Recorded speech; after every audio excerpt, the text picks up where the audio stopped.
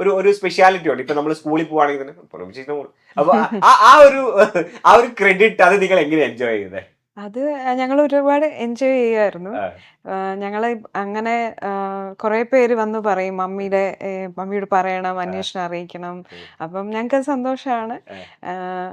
അടിപൊളിയായിട്ട് എൻജോയ് ചെയ്തിട്ടുണ്ട്. സ്കൂളിലാണെങ്കിലും എല്ലാം ആണെങ്കിലും എല്ലാവർക്കും ഭയങ്കര ഇഷ്ടമായതുകൊണ്ട്, തമാശയും ഒക്കെ ആയതുകൊണ്ട് ഓടി വന്ന് എല്ലാവരും വർത്താനം പറയും.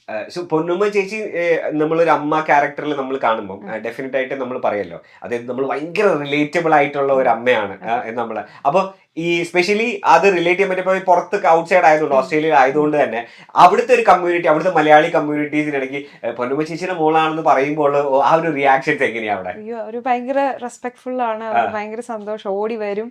മമ്മിയെ ഭയങ്കര ഇഷ്ടമാണ് എന്നൊക്കെ പറഞ്ഞിട്ട് ഞങ്ങളെ അന്വേഷണം അറിയിക്കണം എപ്പോഴും ചോദിക്കും. അല്ലെങ്കിൽ ഏതെങ്കിലും മൂവി കണ്ടാൽ പറയും ഇത് കണ്ടേ ഉള്ളൂ ഞങ്ങൾ ഇന്നലെ. അങ്ങനെ ഭയങ്കര വെൽക്കമിങ് ആണ് അവിടെ ആണെങ്കിലും.